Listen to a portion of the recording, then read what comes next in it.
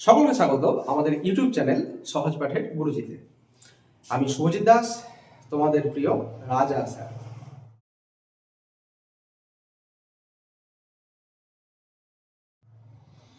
আজকে আমরা চলে এসেছি আবার ক্লাস 8 এর ক্লাস নিয়ে। শিডিউল তোমরা পেয়ে গিয়েছো, অর্থাৎ কবে কবে কি আসছে না আসছে সমস্ত ক্লাসের ভিডিওগুলো কিন্তু তোমরা রুটিনটা কিন্তু তোমরা পেয়ে গিয়েছো। আজকে তোমাদের যে ক্লাসটা আছে প্রথমেই সেটা হচ্ছে বিজ্ঞানের ক্লাস। বিজ্ঞান খুব ইন্টারেস্টিং, তাই না? এবং তোমাদের কথা মতো রাজা স্যারের কাছে বিজ্ঞানটা আরো ইন্টারেস্টিং হয়ে যায় যখন তার সঙ্গে গল্প চলে আসে। আর কি, বিজ্ঞান তোমাকে কিন্তু চিন্তা ভাবনা করার জন্য একটা চিন্তা শক্তির যোগান দেয়। অর্থাৎ তুমি যদি বিজ্ঞানটা পড়ে নিয়ে তোমার বাস্তব অভিজ্ঞতার সঙ্গে অর্থাৎ চারিপাশের সঙ্গে যদি মেলাতে না পারো তাহলে তুমি বিজ্ঞান কি শিখলে, তাই তো? আমরাও তাই চেষ্টা করব প্রত্যেকটা টপিকের সঙ্গে আমাদের পরিপার্শ্বে ঘটে যাওয়া প্রত্যেকটা জিনিসের সঙ্গে আলোচনা করতে। হতে পারে কখনো মনে হতে পারে স্যার গল্প বেশি হচ্ছে, কিন্তু সেই প্রত্যেকটা গল্পের মধ্যেও থাকবে কিন্তু বিজ্ঞানের ছোট্ট ছোট টিপস। কারণ রাজা স্যারের যে পড়া মানে শুধু তো নোট ভিত্তিক পড়ানো নয়, তাই তো? তোমাদেরকে সবকিছু জানতে হবে যাতে তোমরা পরবর্তী ক্ষেত্রে তোমাদের মধ্যেই দেখা যায় কোনো এক বিজ্ঞানী উঠে আসছো, তো তোমাদের সেই অনুপ্রেরণা জোগাড় দায়িত্ব কিন্তু আমি নিজের হাতে তুলে নিয়েছি। দেখা যাক তোমাদের মধ্যে কতজন সেই সাফল্যে পৌঁছাতে পারো শিখরে। চলো আর বেশি কথা নয়, আগে শুরু করি, তারপরে আসছি। আজকে আমরা যেটা শুরু করব সেটা দেখতেই পাচ্ছ, বিজ্ঞানের প্রথম যে চ্যাপ্টারটা আছে ক্লাস 8 এর, বল ও চাপ, পদার্থবিদ্যার পার্ট 8। এইখানেই লাস্ট তোমরা কিন্তু পরিবেশ ও বিজ্ঞানের বইটা একসঙ্গে সমস্ত কিছু জিনিসটাকে পাবে। 9 থেকে কিন্তু তোমাদের পুরোপুরি আলাদা হয়ে যাবে, অর্থাৎ জীবন বিজ্ঞানের পার্টটা আলাদা বই হয়ে যাবে, ভৌত বিজ্ঞান কিন্তু একটা আলাদা পার্ট হয়ে যাবে।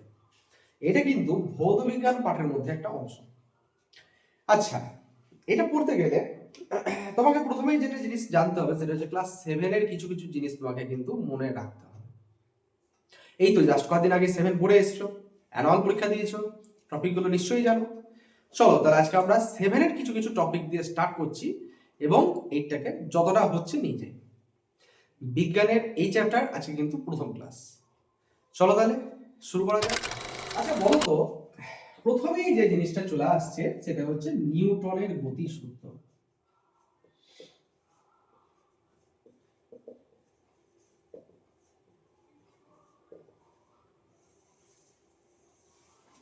মনে আছে তো নিউটনের গতিসূত্র কি বলেছিলেন উনি? তিনি আমাদেরকে তিনটে গতিসূত্র দিয়েছিলেন। কিসের পরিপ্রেক্ষিতে? উনি কি বলার আগে এসব গতিসূত্রগুলো অ্যাপ্লাই হতো নাকি? নিশ্চয়ই হতো। কিন্তু তিনি প্রথম এই সমস্ত ধারের পাশে যা ঘটছে এগুলোকে পর্যবেক্ষণ করে তিনটে সূত্রের আকারে সমস্ত জিনিসগুলোকে কিন্তু আমাদের কাছে তুলে ধরলেন, যেটা জিস্ট হচ্ছে নিউটনের এই গতিসূত্র। জানো, প্রিন্সিপিয়া যে বইটা আছে সেই বইয়ে তিনি এই তথ্যগুলোকে কিন্তু নথিভুক্ত করেছিলেন। তিনটে গতিসূত্র পরপর আমরা একে একে বলে যাচ্ছি এবং তোমাকে কিন্তু সূত্রগুলো জানতে হবে। প্রথম, দ্বিতীয়, তৃতীয়। তোমাদের বেশিরভাগ ক্ষেত্রে প্রথম গতিসূত্র সবারই মনে থাকে, তৃতীয়টাও মনে থাকে। ভুলে যাও যেটা সেটা হচ্ছে দ্বিতীয়। আরে বাবা, দ্বিতীয়টা কি ভুল করলো? মাঝের জনকে ভুলে যাচ্ছ নাকি? ভুলে গেলে তো চলবে না। চলো তিনটাকে আমরা আস্তে আস্তে বুঝিয়ে দিচ্ছি। প্রথমেই যেটা বলবো সেটা হচ্ছে প্রথম গতিসূত্র। নিউটনের প্রথম গতিসূত্র জানতে গেলে তোমাকে জানতে হবে বল জিনিসটা কি। চ্যাপ্টারটার নামই যেহেতু বল ও চাপ, তাহলে দেখছো তো বল টার্মটা কিন্তু ঘুরে ফিরে আসছে। আর কি, নিউটন যেটা দিয়েছিলেন সেটা কিন্তু গতি সংক্রান্ত সূত্র। ক্লাস 7 তোমরা পড়েছো অল্প স্বল্প পরিমাণে, আবার কিন্তু 8 এসে কিন্তু পুরোটাই পড়বে। বেশ, বলো দেখি তো, গতি জিনিসটা তোমরা জানো যে কোনো বস্তু যদি সময়ের সঙ্গে সঙ্গে অবস্থার পরিবর্তন করে তাহলে তাকে বলা হচ্ছে গতিশীল বস্তু, আর সেই অবস্থাটাকে বলা হচ্ছে গতি। বেশ, সবাই কি গতিশীল হতে পারে? পারে না। তার মানে শুধু যে বাইরে থেকে তুমি বল প্রয়োগ করে দিলে তাহলে যে কোনো বস্তু গতিশীল হবে, নাও হতে পারে। যেমন তোমার মনে হচ্ছে বাসে করে যাচ্ছ, খানিক ঠেলাঠেলি করলে পাশের জনকে তুমি একটু সাইডে সরিয়ে দিলে, সেই বেশ বদল করে তুমি বসে গেলে। তার মানে তুমি এখানে বল প্রয়োগ করলে ঠিকই, সে সরেও গেল ঠিকঠাক তোমার চাপে। কিন্তু তোমার বাড়িতে যদি দেওয়ালগুলোকে তুমি চাপ দাও, সেগুলো কি বড় হয়ে জায়গাটা বেশি করে দেবে কি? পারবে কি সেই জায়গাটাকে বড় করতে? পারবে না। তারপরে তুমি দেয়ালে বল প্রয়োগ করছো, অথচ কিন্তু সেটা সরছে না, তারপরে কাজ করছে না, তাই না? তাহলে তার গতি নেই। ঠিকই। তাহলে এবার সব বস্তু কিন্তু গতিশীল হয়ে যায় না বল প্রয়োগ করলে, সেটাই কিন্তু তিনি প্রথম গতিসূত্রে বললেন। কেন হয় না এটা আগে আমরা সূত্রটা বলি, তাহলে দেখবে বুঝতে পারবে। তিনি প্রথম গতিসূত্রে বলছেন বাইরে থেকে যদি কোনো বস্তুকে বল প্রয়োগ না করা হয়, তার মানে প্রথমেই তিনি বলে দিচ্ছেন F not is equal two, না, তিনি প্রথমে বলে দিচ্ছেন বাইরে থেকে যদি বল প্রয়োগ না করা হয় তাহলে এফ ইজ ইকুয়াল টু 0। না প্রয়োগ করা হয় বলেছে, তাই না? তাহলে বাইরে থেকে যদি বল প্রয়োগ না করা হয় তাহলে এফ ইজ ইকুয়াল টু 0। তাহলে কি বলা হচ্ছে, কোন বস্তু যে গতিবেগে চলছিল সেই গতিবেগেই সে কিন্তু চলবে। এবার যদি কোনো গতিশীল বস্তু গতিশীল অবস্থায় ছিল তবেই তো সে গতিশীল যাবে। যদি সেই বস্তুটা স্থির অবস্থায় ছিল তাহলে কি সে গতিশীল হবে? হবে না। সেক্ষেত্রে সে কিন্তু স্থির থেকে যাবে। তাহলে চলো গুটিয়ে নিয়ে আমরা সূত্রটাকে বলি। বাইরে থেকে কোনো বস্তুর উপর বল প্রয়োগ না করা হলে স্থির বস্তু চিরকাল স্থির থাকবে এবং গতিশীল বস্তুর চিরকাল, লাইনটা মনে রাখো, চিরকাল সমবেগে সরল রেখায় গতিশীল হতে থাকবে। ঠিক আছে? কিন্তু বাইরে থেকে কিন্তু কোনো বল প্রয়োগ করা যাবে না। আচ্ছা, তাহলে এখান থেকে আমরা দুটো টার্ম পেলাম, সেটা হচ্ছে গতিশীল থাকার ইচ্ছা, আরেকটা হচ্ছে স্থিতিশীল থাকার ইচ্ছা। ঠিক আছে? তাহলে একটা বস্তুকে বাইরে থেকে বল প্রয়োগ করি নাই, তার মানে সেই বস্তুটা গতিশীল যদি অবস্থায় ছিল সে গতিশীল থাকার ইচ্ছা প্রবণতায় থাকবে, প্রবণতা। আর যে স্থির ছিল সে কিন্তু স্থিরই থাকার চেষ্টা করবে। এটা হচ্ছে প্রথম গতিসূত্র। ঠিক আছে? লিখে নিয়েছো এই জিনিস কটা? চলো এই কয়েকটা জিনিস আমরা মুছে নিই। এই কয়েকটা, তাহলে আমরা এই গতিসূত্র থেকে কি জানতে পারলাম? গতিশীল বস্তুর গতিশীল থাকার প্রবণতা, স্থিতিশীল বস্তুর স্থিতিশীল থাকার প্রবণতা, এটাকে একটা নতুন টার্ম দিলেন তিনি, যেটাকে বলা হয় ইনারশিয়া, বাংলায় যেটাকে বলা হয় জাঢ্য। বেশ, তাহলে প্রথম গতিসূত্র থেকে আমরা কি জানতে পাই? জাঢ্য। হলো জাঢ্য। তাহলে কাকে বলা হয়? কোন বস্তুর গতিশীল বা স্থিতিশীল থাকার প্রবণতাকে বলা হচ্ছে জাঢ্য। বুঝতে পারলে? আচ্ছা, সে যদি গতিশীল থাকতে চায় তখন তাকে বলা হবে গতিজাঢ্য, গতিজাঢ্য। আর সে যদি স্থিতিশীল থাকতে চায় তাহলে সেক্ষেত্রে বলা হবে স্থিতিজাঢ্য। খাতা পেন বার করে কিন্তু লিখে নাও, বইয়ের জিনিসটা থেকেও জিস্ট করে দিচ্ছি, যাতে তোমার একবার জাস্ট পড়লে আর এই ভিডিওটা দুবার দেখলেই মোটামুটি মাথাতে একদম গেঁথে যাবে এই চাকাটা। ঠিক আছে? তাহলে প্রথমেই আসছে নিউটনের প্রথম গতিসূত্র, দ্বিতীয় গতিসূত্র, তৃতীয়। প্রথমটা আগে বলি, তারপর দ্বিতীয় তৃতীয়তে যাচ্ছি। বেশ, তাহলে আমরা দেখতে পেলাম প্রথম গতিসূত্রের সংজ্ঞা। সেখানে একটা নতুন টার্ম পেলাম, যেটার নাম হচ্ছে জাঢ্য। এই জাঢ্য আমরা দেখতে পেলাম দু রকমের, একটা গতিজাঢ্য, একটা স্থিতিজাঢ্য। প্রত্যেকটার একটা একটা করে উদাহরণ। ঠিক আছে? মনে করো তুমি বাসে চেপেছ, বাসটা স্থির অবস্থায় আছে, তুমি চুপচাপ ইয়েতে যেয়ে বসে গেলে সিটে, তুমিও স্থির আছো, বাসও স্থির আছে। হঠাৎ করে তুমি দেখলে বাসটা চলতে লাগলো, তুমি কোন দিকে ঝটকা খাবে? সামনের দিকে না পিছনের দিকে? ভালো করে লক্ষ্য করো। লক্ষ্য করলে মনে পড়বে তোমার, তুমি যখন বাসে এরকম করে বসে আছো, যখনই বাসটা এগোতে থাকবে, সামনের দিকে এগোচ্ছে, তুমি তাকে ব্যালেন্স করার জন্য কোমরের থেকে উপরের অংশটা কিন্তু নিচের দিকে ঝটকা খাবে। কেন? তার কারণ হলো আমাদের বডির মাস, সেটা একটা কিন্তু ভর কেন্দ্র বলা হয় যেটাকে, সেই মাসটা দুদিকে ডিস্ট্রিবিউট অবস্থায় আছে। মানে আমাদের কোমরের ধারে যে একটা অংশ, সেই কোমরের নাগাদ যদি আমাদেরকে ধরে যদি ফ্রিলি ঝুলিয়ে দেওয়া যেতে পারতো, তাহলে আমরা দুদিকে কিন্তু সমান হয়ে কিন্তু ঝুলতাম। যখন বসে আছি তখন কোমরের থেকে নিচের অংশটা বাসের সঙ্গে স্থির অবস্থায় আছে, বেশ বাসের সঙ্গে হোল্ড করে ধরে বসে আছে। বাস যখন এগিয়ে গিয়েছে, কোমরের থেকে ওপরের অংশটা কিন্তু সেই বেগটা পায়নি, পুরো বডির বেগটা তো জিরো ছিল, রেস্টে ছিল, সে তো এখনো রেস্টে থাকতে চাইছে। ওই যে বললাম স্থির থাকা প্রবণতা। এক্ষেত্রে কি হলো, কোমরের থেকে ওপরের অংশটা কিন্তু নিজেকে স্থির রাখার জন্য সামনে যে বাস এগোচ্ছে তার গতির বিরুদ্ধে পিছন দিকে তোমাকে নিয়ে যাচ্ছে। ঠিক আছে, কেন নিয়ে যাচ্ছে? যাতে ওই সামনের বেগে তুমি না যাও। কিন্তু পারবে কি? যেহেতু বাসের বেগটা কিন্তু অনেকটাই বেশি, তার জন্য কিছুক্ষণ পর ঝটকা খেয়ে তুমি আবার স্থির হয়ে যাবে। ঠিক আছে, এটা হচ্ছে কি জাড্য? স্থিতি জাড্যের উদাহরণ। কেন স্থিতি জাড্য? তোমার শরীর চাইছে স্থির থাকতে। আর একটা উদাহরণ দিচ্ছি। ধরো তুমি একটা গ্লাস নিয়েছো, সেই গ্লাসের ওপর জল নিয়েছো। কাঁচের গ্লাস নাও, দেখতে সুবিধা হবে। দেখো আবার গ্লাসটা ফাটিয়ে দিও না, তখন তোমাদের মারা বলবে রাজা স্যারের গ্লাস দেখে সব কাঁচ ফাটিয়ে দিয়েছিস, দেখা বন্ধ করে দেবে। ঠিক আছে, তাহলে তুমি একটা কাঁচের গ্লাস নিয়েছো, সেই কাঁচের গ্লাসে জল ভর্তি করে রেখেছো। একটা পোস্ট কার্ড নিয়েছো, পোস্ট কার্ড বুঝো তো, চিঠি পাঠাতে গেছে। যদি না পাও, বিয়ের নেমন্তন্ন কার্ড আছে তো, স্লিপ ওয়ার যে অংশটা থাকে সেই অংশটাকে 4 কোণা করে কেটে নাও, নিয়ে গ্লাসের উপর রেখে দাও। ঠিক আছে, একটা 5 টাকার কয়েন রেখে দাও, ব্যাস। এবার কোণা থেকে কিন্তু ক্রাম বোর্ড খেলার মতো করে একটা ঝটকা মারো। কি দেখতে হবে? মুহূর্তের মধ্যে কিন্তু দেখবে পোস্ট কার্ডটা চলে গিয়েছে। কে পড়ে থেকে গিয়েছে? 5 টাকার কয়েনটা কিন্তু ধপ করে জলে পড়ে গেল। কেন হলো? তার কারণটা হচ্ছে সেই কয়েনটা এত কম সময়ের মধ্যে একটা নিচে গতি পেয়েছে, নিচের তলটা সরে গিয়েছে, বলো না মাটির নিচে, পায়ের নিচে মাটি সরে গেল, সেরকম অবস্থা। হঠাৎ করে শুনলো, তোমরা যদি শোনো যে আগামীকাল থেকে পরীক্ষা আছে বা আগামী সপ্তাহ থেকে পরীক্ষা আছে, তোমাদের যেমন অবস্থা হবে ওরও তাই অবস্থা। হঠাৎ করে পায়ের নিচে মাটিটা সরে গেছে, ও তার কিছু করার নাই, ও ধপ করে কিন্তু জলে পড়ে গেল। এটা কিন্তু স্থিতি জাড্যের জন্য হয়। ঠিক আছে, ক্লিয়ার হলো? এরকম অজস্র উদাহরণ আছে। শীতকাল, এই তো শীতকাল দেখতেই পাচ্ছ।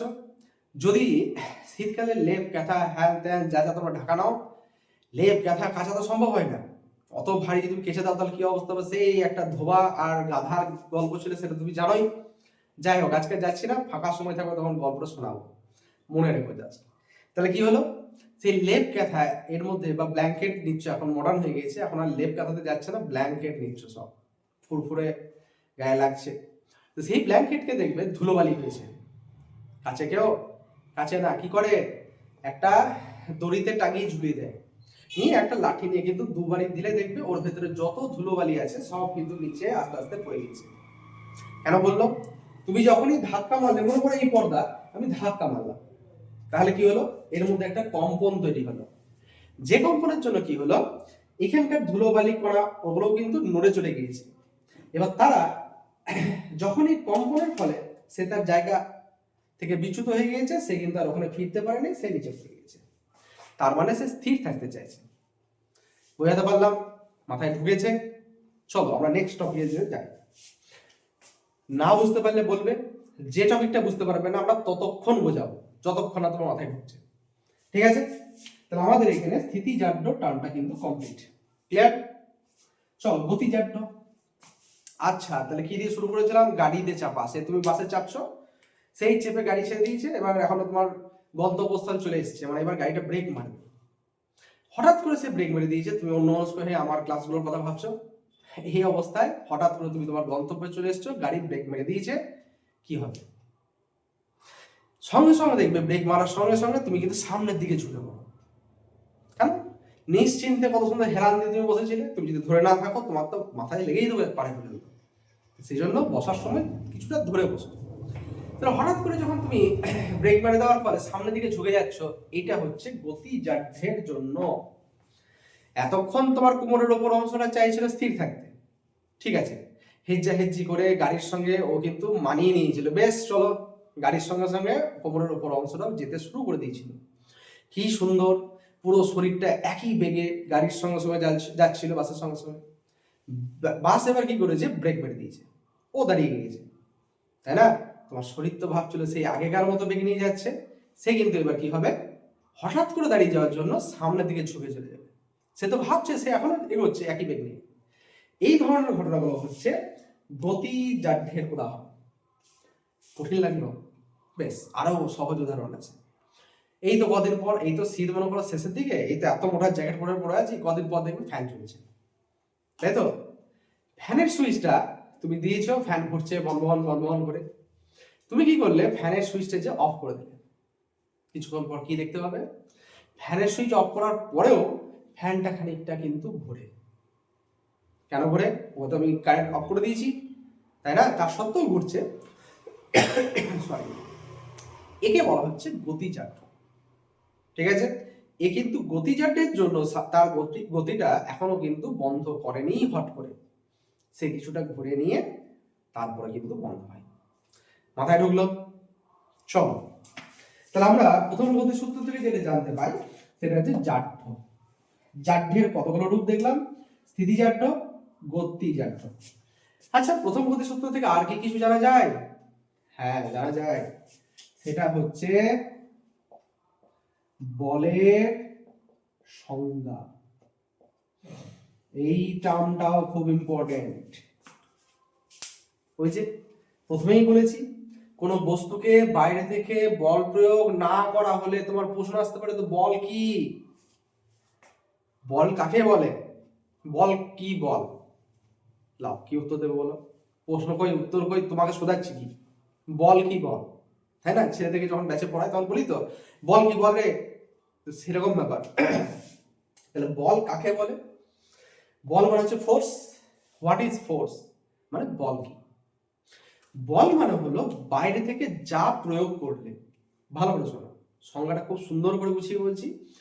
বাইরে থেকে যা প্রয়োগ করলে কোনো গতিশীল বস্তু স্থিতিশীল, অথবা স্থিতিশীল বস্তু গতিশীল হয়, অথবা তার অবস্থার পরিবর্তন করার চেষ্টা করে, তাকে বলে বল। বুঝতে পারলে? আবার বলে দিচ্ছি, বল হলো বাইরে থেকে যা প্রয়োগ করলে কোনো স্থিতিশীল বস্তু গতিশীল, অথবা গতিশীল বস্তু স্থিতিশীল হয়, অথবা হওয়ার চেষ্টা করে, তাকে বলা হয় বল। চলো উদাহরণ দিয়ে বোঝাই। উদাহরণে যদি না জানলে তাহলে তুমি মনে রাখবে কি করে? ভুলে যাবে। তো সেই ইতিহাস মুখস্থ করার মতো তা তো নয়, বিজ্ঞান তোমাকে জানতে হবে। প্রথমে যেটা হচ্ছে, মনে করো তুমি বসে আছো, তোমার সামনে একটা টেবিল আছে, টেবিলটাকে সরাতে চাইছো, পারবে তো? ঠেলো, দেখো টেবিলটা কিন্তু আস্তে আস্তে আস্তে আস্তে আস্তে এগিয়ে যাচ্ছে। ঠিক আছে? একটা সাইকেল আছে, তুমি সাইকেলটাকে ঠেলে ঠেলে নিয়ে যাচ্ছ। ড্রয়ার আছে, বন্ধ করছো, টানছো, খুলছো, এই সমস্ত কাজের ক্ষেত্রে তুমি বল প্রয়োগ করছো। সে কিন্তু গতিশীল হওয়ার চেষ্টা করছে, করছে কি করছে না? হলো। অথবা দেখা গেল আস্তে আস্তে আস্তে আস্তে করে তুমি কোনো কিছু যাচ্ছিল, কি হয়তো কোনো বন্ধু হালকা করে সাইকেল করে আসছে, খুব জোরে সাইকেল করলে সামনে দাঁড়িয়ে যেও না, উড়িয়ে দেবে, তাই না? তাহলে দেখা গেল আস্তে আস্তে তোমার একটা বন্ধু সাইকেল নিয়ে আসছে, তুমি তাকে হাতে করে ধরে দাঁড় করিয়ে দিলে, তাহলে সে গতিশীল ছিল, হালকা করে অবশ্য। তোমার যদি বডি বিল্ডার হও তাহলে জোরে করে দাঁড় করাতে পারো, সেটা আলাদা ব্যাপার। আমি অ্যাভারেজ ধরে চলছি। তাহলে সেক্ষেত্রে তুমি সাইকেলকে ধরে দাঁড় করিয়ে দিলে, তাহলে সে তো গতিশীল ছিল, এবার সে কিন্তু দাঁড়িয়ে গেল। তাহলে এক্ষেত্রে কি হলো? গতিশীল বস্তু স্থির হলো। আগে যখন তুমি টেবিল ছেলেছিলে তখন কি হলো? স্থিতিশীল বস্তু গতিশীল হয়েছিল, হয়েছিল কি না? এবার তাহলে তো হয়ে গেল। কিন্তু আমি আরেকটা কথা বললাম, তার গতি মানে তাদের অবস্থার পরিবর্তন হয় অথবা হওয়ার চেষ্টা করে। কিরকম উদাহরণ হবে? তুমি খেয়ে দিয়ে চলে এসছো, তোমার মধ্যে অনেক শক্তির দেয়াল ছিল, ছিল, সরবে দেয়ালটা? সরবে না। তাহলে তুমি এক্ষেত্রে তুমি যতই বল প্রয়োগ করো, তাই না, তাহলে সেক্ষেত্রে এই দেয়াল কিন্তু সরবে না। তার মানে কি হলো? তুমি বল তো প্রয়োগ করছো, এমন নয় যে তুমি বল প্রয়োগ করছো না কিন্তু এটা গতিশীল হচ্ছে না। বা ফ্যান ঘুরছে, তুমি হাত দিয়ে দাঁড়াতে পারবে? বাবারে, করতে যাও না, আঙুল কেটে যাবে, তখন আমার দোষ হয়ে যাবে, দরকার নেই। তাহলে এইগুলো ক্ষেত্রে গতিশীল বস্তুকেও তুমি স্থিতিশীল করতে পারবে না। ক্লিয়ার? তাহলে এক্ষেত্রে আমরা কি কি দেখলাম? প্রথম গতিসূত্র থেকে জাড্য আর বলের সংজ্ঞা। কোশ্চেন আছে, নোট ডাউন করো। জাড্য থেকে দু রকমের জাড্য পেলাম, হয়ে গেল। দ্বিতীয় গতিসূত্র, দেখছো তো একটা টপিককে কিন্তু কতটা ডিটেলসে বোঝাচ্ছি। ক্লাস 8 উঠে গেছে, আবার কি বলেছিলাম না 7 এর ক্লাসে, যে 7 হচ্ছে তোমাদের মাধ্যমিক দেওয়ার জন্য টিকিট কাউন্টারে লাইন দিয়েছো, এবার তোমাদের টিকিট কনফার্মেশন হচ্ছে। 9 এ যে ট্রেনে চাপবে, আর 10 হচ্ছে তোমাদেরকে নিয়ে তোমাদের গন্তব্যস্থলে নিয়ে চলে যাবে। এই চারটেই ইম্পর্টেন্ট, একটা ক্লাসও বাদ দিতে পারবে না। তার জন্য প্রত্যেকটা তথ্যকে একদম যত্ন সহকারে পড়তে হবে, ডিটেলসে পড়তে হবে। এবার যারা যারা ক্ষেত্রে কিছুটা কঠিন লেগে যায়, অনেক বেশি পড়তে পারো না, বা হয়তো কনসেন্ট্রেশনের ক্ষেত্রে সমস্যা হয়, তারা আমাদেরকে মেসেজ করো। আমরা এই এত এত টপিকের মধ্যে থেকেও তাদের জন্য কিছু কিছু সাজেস্টিভ আমরা করে দেবো, সেটা এন্ড অফ দ্য ক্লাস, মানে এক একটা চ্যাপ্টার হয়ে গেলে আমরা ছোট্ট ছোট্ট করে টপিকগুলোকে নিয়ে আরো আলোচনা করব। তোমরা খাতায় পেনে তো লিখছই, সেইগুলো থেকে সেই সেই কোশ্চেনগুলো বা সেই সেই টপিকগুলোকে পড়ে নিও, তাহলেই হবে। বেশ, চলো দ্বিতীয় গতিসূত্র। দ্বিতীয় গতিসূত্রটা কি বলা হচ্ছে, কোন বস্তুর ভরবেগের পরিবর্তনের হার বস্তুর উপর প্রযুক্ত বলের সমানুপাতিক, এবং বল যেদিকে ক্রিয়া করে ভরবেগের পরিবর্তন সেই মুখী। খালি কঠিন তো না, এখানে দুটো টার্ম এসছে, একটা হচ্ছে ভরবেগ আর একটা হচ্ছে অভিমুখ। এখানেই গুলি যাচ্ছে রে বেটা, ভরবেগ জিনিসটা কি। তাহলে একটা নতুন টার্ম পেলাম, সেটা হচ্ছে ভরবেগ। আচ্ছা দেখো তো, তোমরা সন্ধি বিচ্ছেদ করতে জানো তো? ভরবেগ মানে কি? ভর যুক্ত বেগ, তাকেই তো ভরবেগ বলে। আমি সন্ধি বিচ্ছেদ জানি না, তোমাদেরকে জাস্ট ভেঙে দিলাম। ভর যুক্ত বেগকে ভরবেগ বলে কিনা তোমরাই জানো, ঠিক আছে? আবার বাংলা কোনো স্যার ম্যাম বলবে, স্যার ফিজিক্স পড়াচ্ছেন, ফিজিক্স পড়ানো সন্ধি বিচ্ছেদ কেন শেখাচ্ছেন? যাই হোক, তাহলে ভরবেগ মানে হচ্ছে, আমরা বলবো কি, আমরা সংজ্ঞাতে তাই তো আছে, ভরবেগ মানে হলো ভর ও বেগের সমন্বয়। কোনো বস্তুর উপর যে গতি ও অবস্থার সৃষ্টি হয় সেটাকে বলা হচ্ছে ভরবেগ। তাহলে আমি বল প্রয়োগ করব, তার কোনো বস্তু কিন্তু বেগে চলবে না, ভরবেগে চলবে। যেমন দেখা গেল একটা হাতি, সে একটা সাইকেলে চললো, হাতিকে তুমি সাইকেল চাপিয়ে দিয়েছো। আর একটা রাস্তার লোক কাকে ধরবে?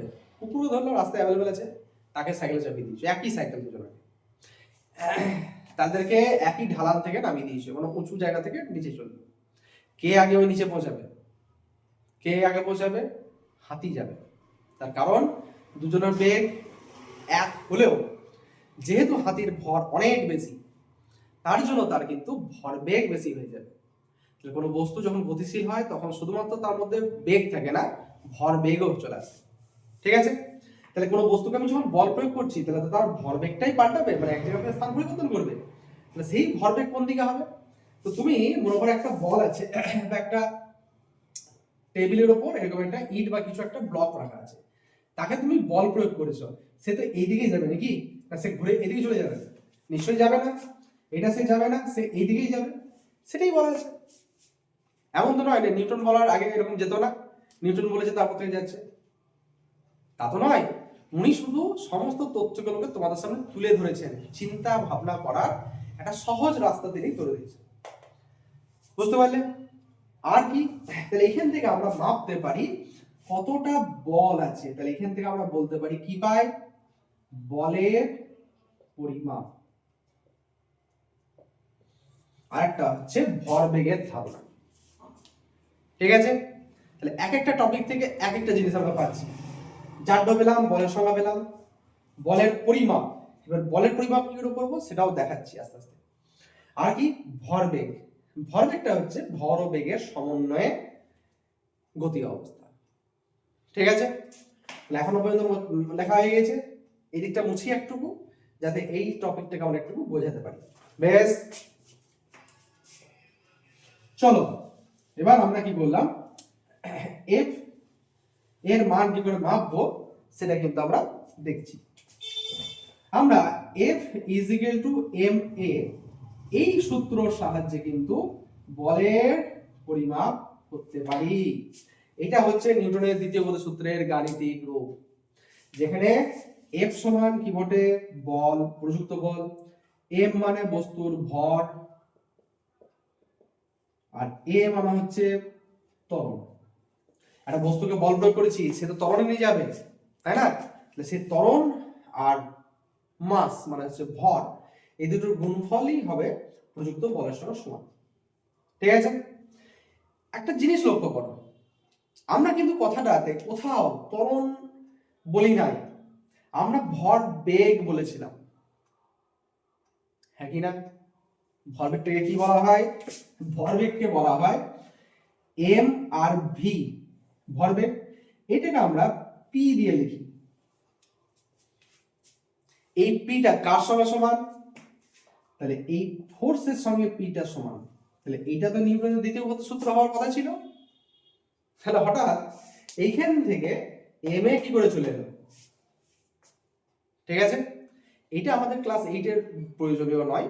আমরা এই টপিকটা মনে রেখো, একটা ছোট্ট ভিডিও করে এর সঙ্গে অ্যাটাচ করে আমরা কিন্তু জয়েন করব। ঠিক আছে, আমরা এগোই টপিকটার দিকে। চলো, এটা কিন্তু মনে রেখো, এটা ইম্পর্টেন্ট টপিক। যাদের আগ্রহ আছে, জানতে চাও, তারা কিন্তু আমাদেরকে কমেন্ট করো, আমরা কিন্তু এটা ছোট্ট ভিডিও তাড়াতাড়ি দিয়ে দেবো। তাহলে এবার লাস্ট করে থাকছে যেটা, সেটা হচ্ছে নিউটনের তৃতীয় গতিসূত্র, যেটা সবারই খুব পছন্দের। যে কোনো ছেলেকে যদি কোশ্চেন করা হয় নিউটনের গতিসূত্র জানো, সে বলবে হ্যাঁ স্যার জানি। কটা সূত্র? সে বলবে স্যার 3টে। বলো দেখি তো, একটা বলো তো দেখি। সে সবারই প্রথমে বলবে প্রত্যেক ক্রিয়ার সমান ও বিপরীত প্রতিক্রিয়া আছে। বুঝতেই পারছো, এর কিন্তু কি বলবো, মানে ফ্যান সার্কেলটা অনেক বড়। সবাই কিন্তু আর কাউকে পারো না পারো, একে মনে রাখে খুব ভালো হয়। তৃতীয় গতিসূত্র, তাহলে কি বলা হচ্ছে তৃতীয় গতিসূত্রতে? প্রত্যেক ক্রিয়ার সমান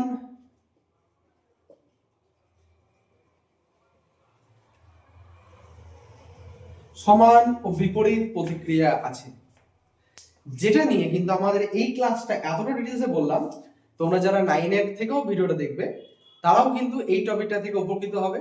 7 থেকে যারা দেখছো তারাও কিন্তু এই টপিকটা থেকে কিন্তু উপকৃত হবে। 3টে ক্লাসকে আমরা জিস্ট করে বলে দিলাম। যেহেতু আমরা আগেই বলেছি প্রত্যেকটা টপিককে নিয়ে আমরা ডিসকাশন করব, কোনো ক্লাসকে দেখে নয়। তোমাদের যাদের মধ্যে, এদের মধ্যে 100 জনের মধ্যে তো 10 জনও থাকবে যাদের মধ্যে জিজ্ঞাসা আছে, তাদের জন্য কিন্তু এই ভিডিওটা খুব উপকৃত হবে। ঠিক আছে, যাদের কঠিন লাগবে তারা আমাদেরকে বলো, তাদের জন্য আমরা অলরেডি বলেছি। তাহলে ক্রিয়া প্রতিক্রিয়া দেওয়া যাক। উদাহরণ, আমরা প্রথম গতিসূত্রের উদাহরণ দিয়েছি, দ্বিতীয় গতিসূত্রের উদাহরণ দিয়েছি। ঠিক আছে, তৃতীয় গতিসূত্র হচ্ছে, মনে করো একটা গুলি ছাড়া হলো বন্দুক থেকে। কি হয়, যখনই তুমি এখান থেকে ঢিসকা করে গুলিটা মারবে, আমি বলছি না, গান ফায়ার হয় তো অনেক সময়, তোমরা সে দেখবে মেলাতে চলে যাও, বেলুন লাগা থাকে, বন্দুক লাগিয়ে তুমি মারো তো, শুট করো ঠাই ঠাই ঠাই করে, সেরকম ব্যাপারই ধরে নাও।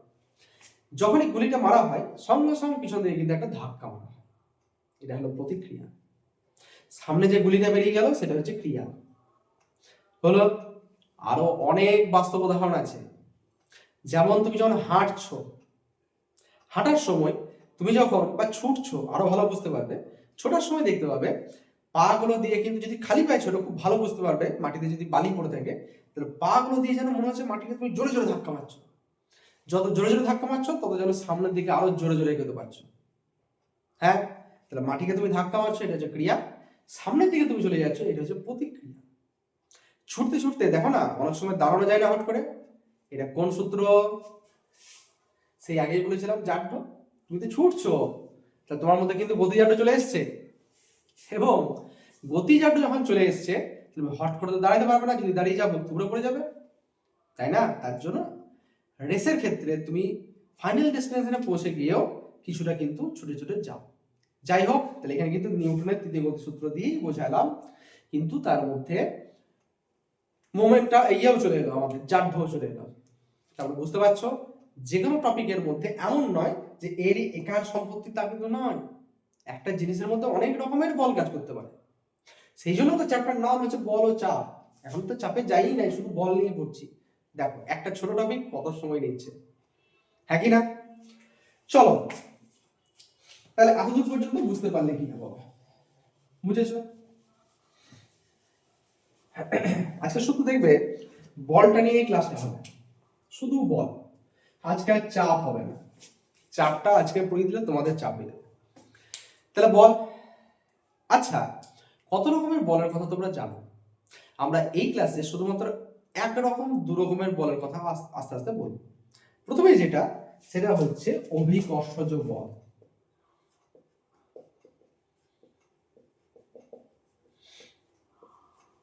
জানো তো কোন দিকে কাজ করে? কোন দিকে কাজ করে? সর্বদা নিচের দিকে কাজ করে। নিচে আমরা কার নিচের দিকে কাজ করে? তুমি দাঁড়িয়ে আছো, আমাকে কিন্তু পৃথিবী সবসময় তার কেন্দ্রের দিকে টানছে, তাই না? আমি যদি এই পেনটাকে এখান থেকে ছেড়ে দিই, সেই পেনটাও কিন্তু নিচের দিকে যাবে। সেটার জন্য মহাকর্ষ বা মাধ্যাকর্ষ নিয়ে আমাদের ক্লাস 8-এ এর সেকেন্ড চ্যাপ্টারে কিন্তু পুরো ডিটেলসে বলবো। এখানে শুধুমাত্র জিনিসটা বলে দিই যে অভিকর্ষ বলটা কিভাবে কাজ করে। এবং আমরা কিন্তু একটা শর্ট ভিডিও আমরা আগেই আপলোড করেছিলাম, যেটা তোমরা দেখেছো। অনেক কমেন্ট এসেছে আমাদের ওখান থেকে। আমরা বলেছিলাম যে তোমাকে যদি প্রশ্ন করা হয় যে তোমার ভর কত বা তোমার ওজন কত, তোমার ওজন কত, তুমি ঠিক উত্তর দিতে পারবে তো? অনেকে আমাকে কমেন্ট করে বলেছিল, হ্যাঁ স্যার ঠিকই তো, আমার ওজন 10 কেজি। আমি ক্লাসেও বলেছিলাম, অফলাইন ব্যাচেও বলেছিলাম জিনিসটা। ছেলেরা কেউ বলছে স্যার আমার ওজন 30 কেজি, কেউ বলছে স্যার আমার ওজন 50 কেজি। ঠিক বলছো? না, একদমই না। ওজন কেজিতে আসবে না। তাহলে ওজন জিনিসটা আমাকে জানতে হবে। প্রথমেই দেখো ভর, যেটাকে মাস বলা হয়। আরেকটা চলে আসছে, সেটা হচ্ছে ভার বা ওজন, যেটাকে বলা হয় ওয়েট। মাসকে আমরা এম দিয়ে লিখি, গাণিতিক রূপ, আর ভার বা ওজনকে আমরা লিখি ডাব্লিউ, যেটা মানে হলো এম জি। তাহলে বলো দুটো জিনিস কি সেম?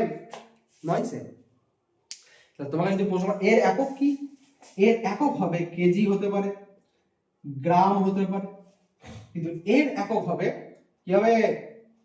এম আর জি। এম জি মানে এম এ, মনে করছো? দেখো খেয়াল করে, একটু আগে আমরা বললাম F is equal to m a. তাহলে এম এ মানে এক ধরনের ফোর্স। তাহলে ফোর্সের একক কি হবে? হয় নিউটন হবে অথবা ডাইন হবে। হ্যাঁ কি না? ঢুকছে তো মাথায়? খাতায় কিন্তু নোট ডাউন করো না, আমি ক্লাসটাকে আস্তে আস্তে করে দেখো এবং নোট ডাউন করো। তাহলে ওয়েটটা ক্লিয়ার হলো কি হলো না? হয়ে গেছে। তাহলে এবার তোমাকে যদি প্রশ্ন করা হয় তোমার ওজন কত, তাহলে তুমি কি করবে? তোমার ভর যদি মনে করো সাপোজ 10 কেজি হয়, তাকে কিন্তু জি মানে কি? এ তো গ্র্যাভিটেশনাল কনস্ট্যান্ট, গ্র্যাভিটেশনাল অ্যাক্সেলারেশন, মানে গ্র্যাভিটি তোমাকে কত ত্বরণে টানছে, অভিকর্ষজ ত্বরণ যেটাকে বলা হয়। 9.8 একটা গড় মান, 9.8 গুণ করলে কত হয়? 98 নিউটন। বুঝতে পারলে? তো তুমি যদি বলো তোমার ভর 10 কেজি, তাহলে তোমার ভার হয়ে যাবে কিন্তু 98 নিউটন, ভার বা ওজন। নিশ্চয়ই মাথায় ঢুকলো কি করে? বেশ, তাহলে এই যে গ্র্যাভিটি কোন দিকে কাজ করছে? নিচের দিকে। তাহলে এখান থেকে তুমি নিঃসন্দেহে বার করতে পারো যে একটা 3 কেজি ভরের কোনো বস্তুকে পৃথিবী কত বল দিয়ে টানছে? ওই প্রত্যেককে 9.8 দিয়ে গুণ করে দেবে, তার যা মাস আছে তাকে। হয়েছে? আরো অনেক রকমের টপিক এইখান থেকে কিন্তু চলে আসে। আজকে আমরা এই এতটুকু পর্যন্তই টপিকটিকে বললাম। পরের দিন আমরা কিন্তু ঘর্ষণ থেকে স্টার্ট করব। এটাও কিন্তু এক ধরনের বল। হয়েছে? আস্তে আস্তে স্টার্ট করছি, যেহেতু আজকে আমাদের প্রথম ক্লাস। প্রথম ক্লাসটা তোমরা সবাই দেখতে পাচ্ছ। যার যেখানে অসুবিধা হবে ভালো করে বইয়ের সঙ্গে মিলিয়ে নাও। আমরা একদম পরপর টপিকগুলোকে পড়িয়েছি। কিছু টপিক আমরা খুব ডেপথে গিয়েছি, কিছু টপিক এখন আমরা ধরি নাই, যেটা পরের ক্লাসগুলোতে ধরবো। ঠিক আছে? যার যেখানে অসুবিধা হবে আবারও বলছি, জানিও আমাদেরকে, আমরা সবসময় তোমাদের সঙ্গে আছি। চলো পড়তে থাকো, আবার দেখা হচ্ছে পরের ক্লাসে। ততদিন ভালো থাকো আর পড়তে থাকো। চলো টাটা।